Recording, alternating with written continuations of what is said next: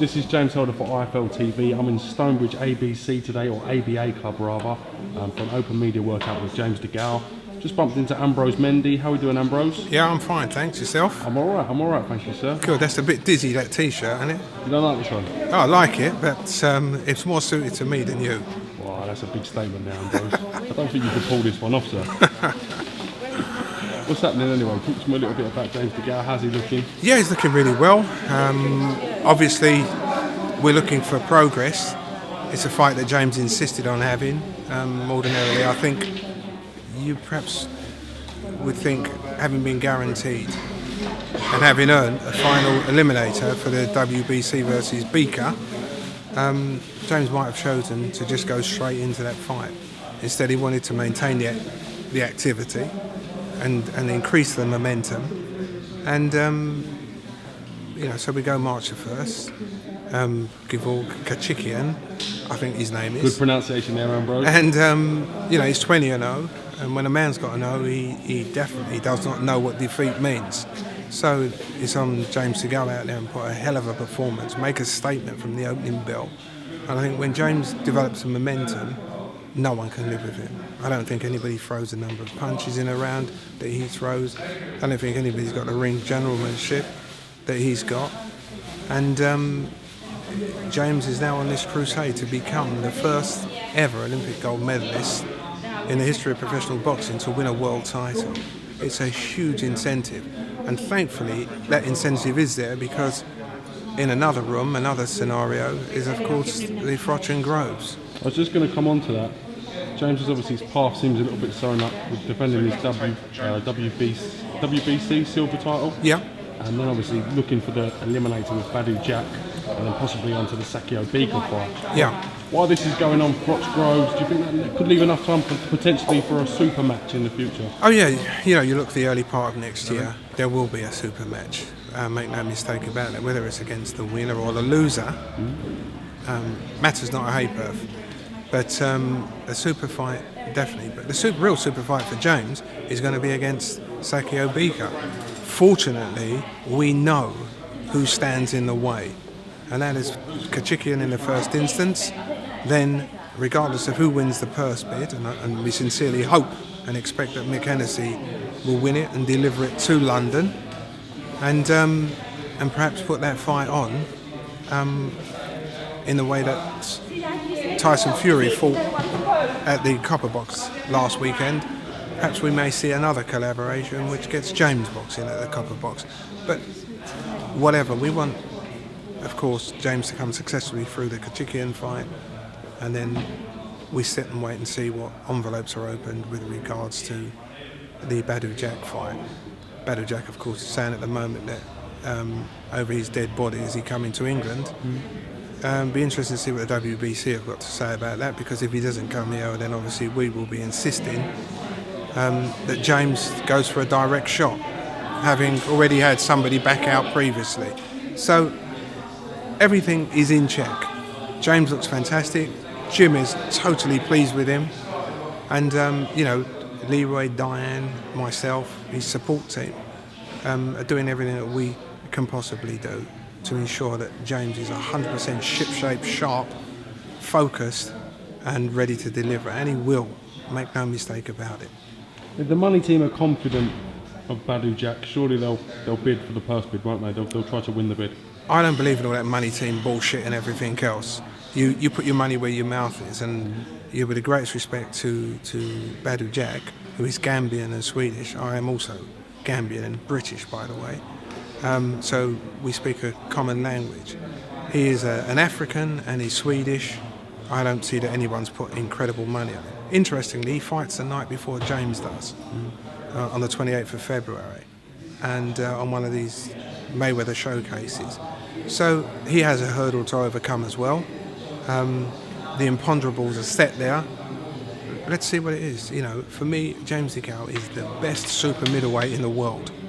No if, buts, maybes, the best super middleweight, and anyone who wishes to disprove it, they're welcome to. How do you see Carl Froch, George Groves 2 playing out? Carl Froch will knock him out. And in the last fight, I actually said on ringside,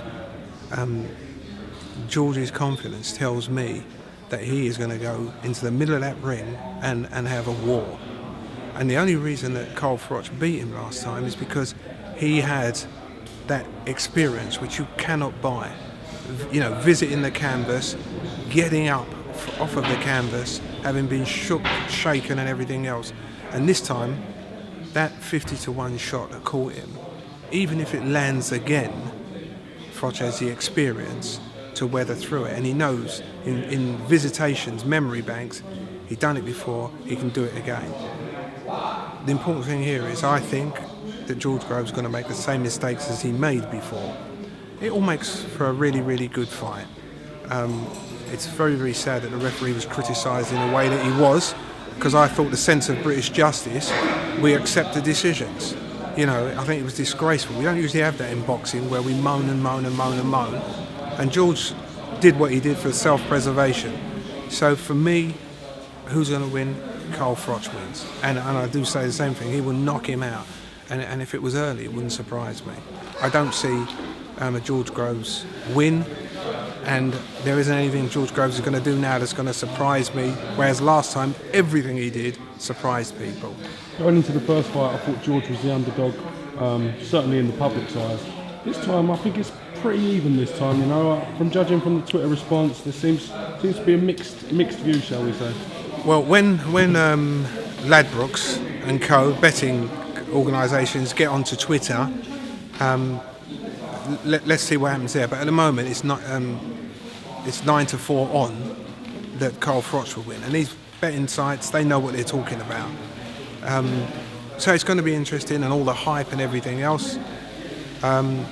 Is it a football stadium? I don't know.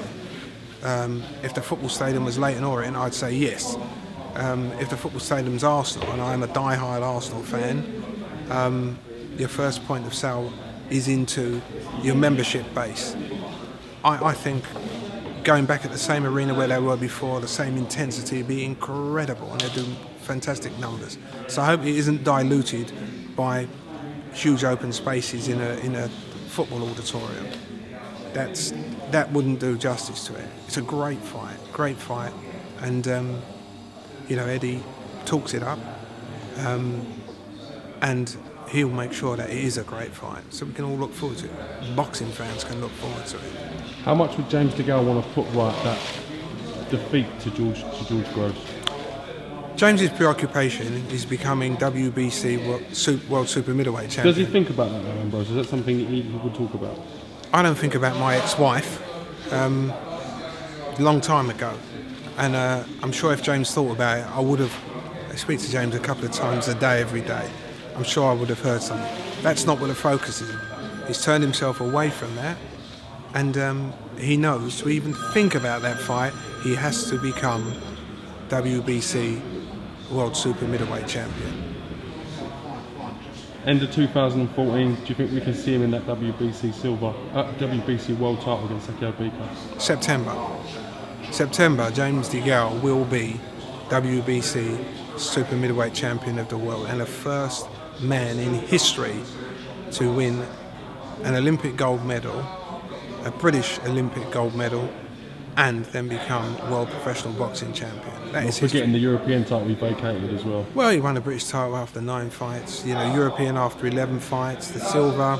You look on James's record and look how many 12-round fights he's had. I think he's been fighting championship distance fights from his 7th fight, with only 2, you know, one sojourn in Scotland and one in Canada, which were 10 rounders, I think. One was an 8-rounder, one was a 10-rounder. The rest have been scheduled 12 rounders. And we've seen James come through these. You know, his stamina, his cardio is phenomenal, and his focus. And remember, the talent, nobody be under any. Normally southpaw boxers are not the most interesting. James is exciting, he throws punches in bunches. You know, a rate of knots is unprecedented. I don't think anybody else, perhaps Billy Joe Saunders has a similar style and likes to throw the party pieces, but I don't think he sits down on his punches in the way that James does. And we'll look to see an example of this when he fights Kachikian.